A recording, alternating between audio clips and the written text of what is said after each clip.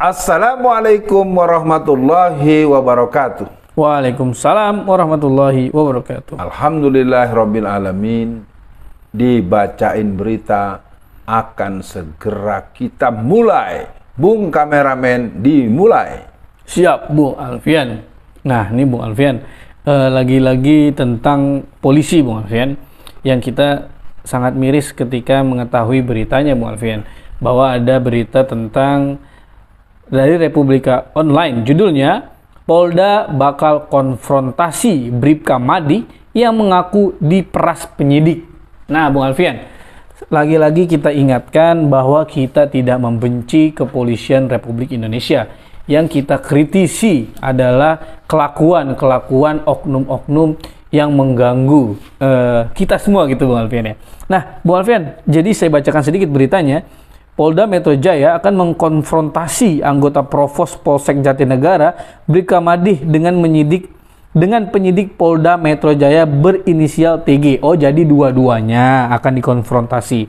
Hal itu setelah Bribka Madi mengaku diperas oleh TG pada saat melaporkan kasus dugaan penyerobotan tanah milik orang tuanya di Bekasi, Jawa Barat.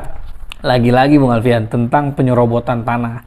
Kita akan lakukan konfrontasi, kata Kabid Humas Polda Metro. Bagaimana respon awalnya, Bung Alfian? Saya harus mengatakan begini, Bung kameramen. Atasan tidak pernah salah. Innalillah. Itu mungkin harus saya nyatakan dengan tegas karena saya punya pengalaman membersamai lah secara intens mungkin lebih dari 2 tahun dalam penjara dalam yang saya lalui ya.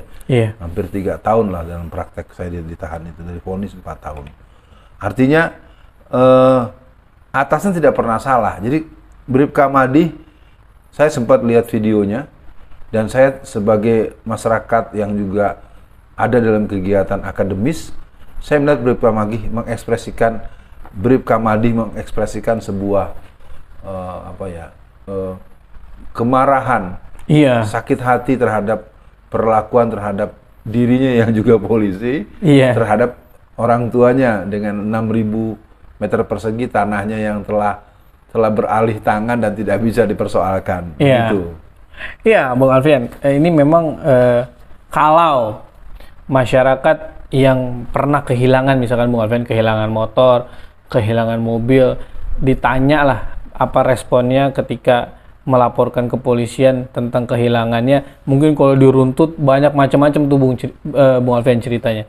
Tapi mungkin mereka juga nggak berani karena takut dikriminalisasi, Bung Alfian. Kita komplain kayak gini, Bung Alfian, ujung-ujungnya kita loh yang disalahkan karena hoax lah atau UITE lah, tidak menyenangkan lah. Lah dia meres orang, tidak menyenangkan bagi orang, malah kita yang disalahkan. Ini kebalik-kebalik, gimana Bung Alfian ya? Menurut saya ini yang penting ya, Bung kameramen, kita nggak usah takut untuk masalah ini karena ini merupakan sebuah tanggung jawab kontrol sosial kita. Saya nyatakan terbuka.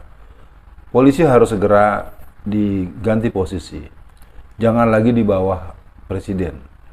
Ya, karena dia sebenarnya adalah orang yang harusnya membersamai masyarakat. Iya. Jadi gitu Bung kameramen. Jadi intinya kepada siapapun yang nanti jadi presiden, saya minta diantara bagian adalah reformasi kepolisian.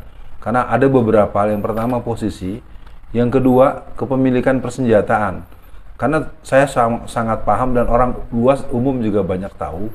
Polisi itu kan harusnya dia lebih humanis, lebih kongko-kongko, lebih asik gitu dengan masyarakat. Ya, dan terus terang ini penampakan dan penampilan, ya, termasuk pikiran sebagaimana kasus terhadap mahasiswa UI yang ditabrak itu. Ini mungkin pesan buat pengganti Sambo ya, Propam pengganti Sambo, agar Anda mulai meninggikan moral sebagai hamba Allah kalau yang merasa muslim, dan sebagai orang yang punya korsa bayangkara. Ya, jadi Bung kameramen harus paham, Ustadz Alfian Tanjung juga mengerti tentang prinsip-prinsip pendidikan di kepolisian karena mereka tidak pernah diajarkan seperti itu. Nah, wah seru nih Bung Alfian videonya, banyak titut-titutnya. Nah, Bung Alfian,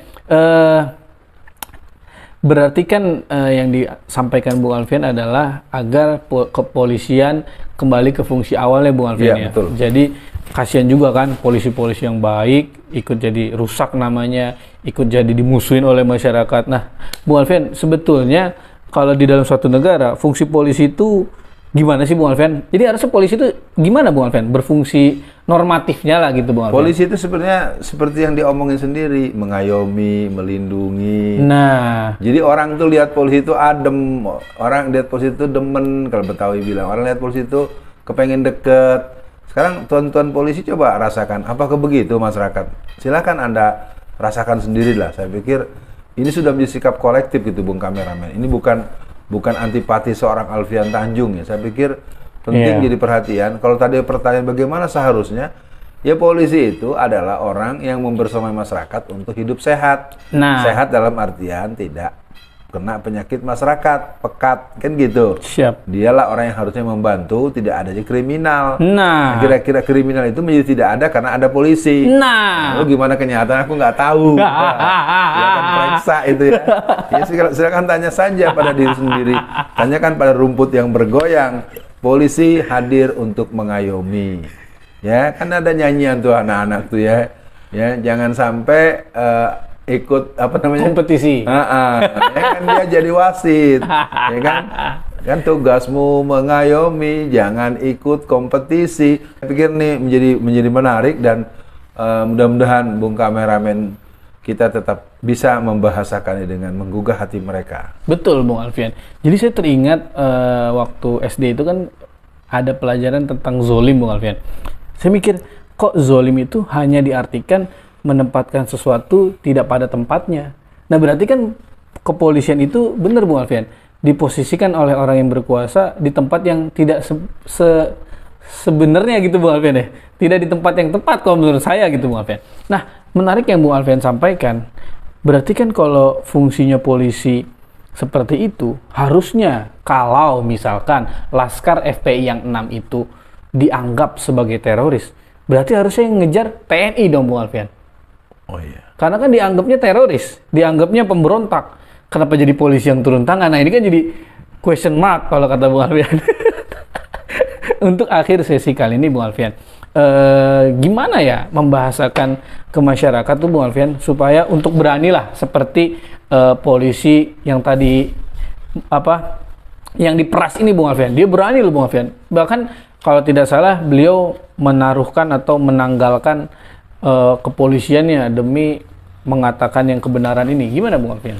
Ya kalau sebagai pernyataan akhir ya, Bribka Madi juga dia sebenarnya heran juga. Lah kan gue polisi gitu. Wah Bribka Madi, ayo semangat, dan pesan dari saya kepada seluruh masyarakat, mari kita menyadari bahwa negeri ini milik kita bersama.